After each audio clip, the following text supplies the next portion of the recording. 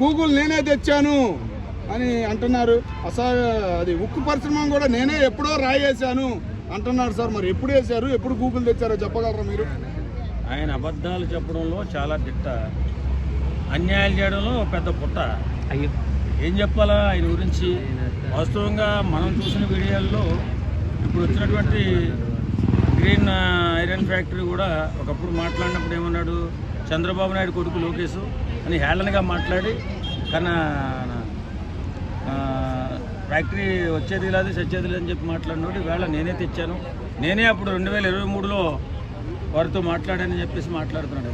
ఇన్ని అబద్ధాలు చెప్పుకుంటూ ఇలా సాగుతుంది అతని జీవితం. మరి ఏం చేయాలి? మరి పరిపాలన చేయరా బాబు అంటే సంక్షేమాన్ని నమ్ముకుని ముందుకెళ్ళిపోయి అభివృద్ధిని వదిలేసి బిడ్డల జీవితాలు నాశనం చేసేసి ఈవేళ వచ్చి మళ్ళీ నేనేదో పాదయాత్ర చేస్తా, పడుకునే యాత్ర చేస్తా, 2.0 వస్తుంది, ఆ తర్వాత చంద్రబాబు నాయుడుకి సినిమా చూపిస్తా, ఏందే మాట్లాడు. పాదయాత్ర చేస్తా, రోజు సినిమా చూపిస్తాను చంద్రబాబు నాయుడు గారికి అంటున్నాడు. మరి ఏం సినిమా చూపిస్తాడు సార్? ఏం చూపించేది ఆయన? అవకాశం ఇస్తే పని చేయడం మానేసి పడుకున్నవాడు ఇప్పుడు వచ్చి ఏం చూపిస్తాడంటే అది అర్థం కాదు. 5 సంవత్సరాలు పరిపాలన చేయ బాబు, రాజన్న బిడ్డవి నువ్వు.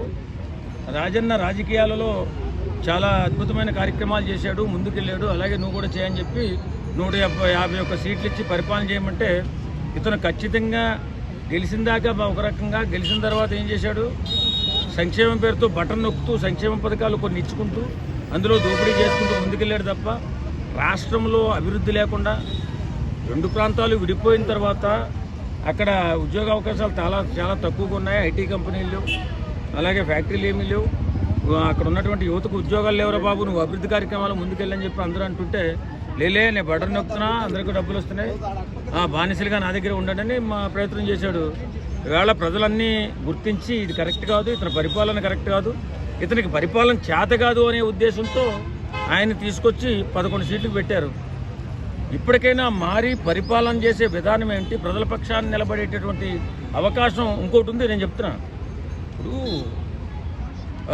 అసెంబ్లీకి వచ్చి జరుగుతున్నటువంటి ఇప్పుడు పథకాలు ఏమీ జరగట్లేదు, పథకాలు ఏమి అమలు పెన్షన్లు ఏమి ఇవ్వట్లేదు, డబ్బులు పడతలేదు, అందుకే కిరోసిన్ ఇస్తున్నారు అని విమర్శలు చేస్తున్నాడు. ఆ విమర్శలు చేసేది ఏదో గాలిలో కాకుండా అసెంబ్లీకి వచ్చేస్తే బెటర్ కదా.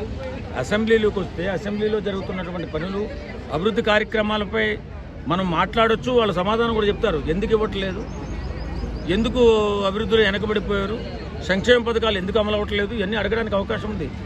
అసెంబ్లీకి రాకపోవడానికి గల కారణం నాకు బ్రహ్మ పదార్థంలో కనపడుతుంది.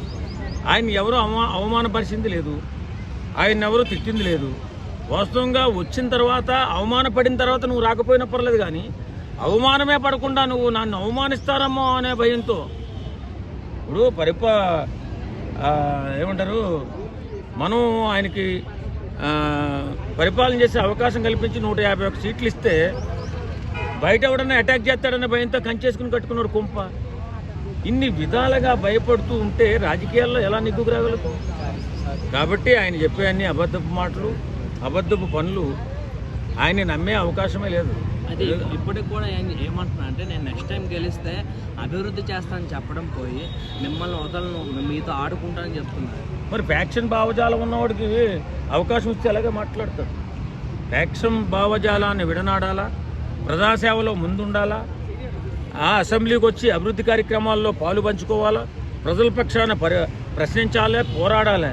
అంతే తప్ప ఎప్పటికీ మేము ఏదో చేసేస్తామంటే ఎవరిని ఏం చేసేస్తారా? ఎవరు ఏం చేస్తారు? మహా అయితే 4 రోజులు జైల్లో పెడతారు, 10 రోజులు జైల్లో పెడతారు. ఎందుకంటే కొంప ప్రాణం తీసేస్తారా? ఎప్పటికైనా మారాలి, ప్రజల పక్షాన్ని నిలబడాలి. జగన్మోహన్ రెడ్డి గారు మారి ప్రజలకి అనుకూలంగా, ఇప్పుడు మీరు బయట మాట్లాడే మాటలే అసెంబ్లీకి వచ్చి మాట్లాడితే అవి ఏదన్నా పనులు జరిగే అవకాశం ఉంటుంది, అసెంబ్లీలో రికార్డ్ అవుతుంది. కాబట్టి మీరు ప్రజల పక్షాన్ని నిలబడండి, ప్రజలకు చేయూతనివ్వండి, ప్రజల పక్షాన పోరాడండి, ప్రజల పక్షాన్ని నిలబడండి. మిమ్మల్ని ప్రజలు నమ్మే అవకాశం ఉంటుంది. రేపు పొద్దున మీరు పాదయాత్ర చేసినా, పడుకుని యాత్ర చేసినా సరే మీకు అవకాశం ఉంటుంది. Thank you sir.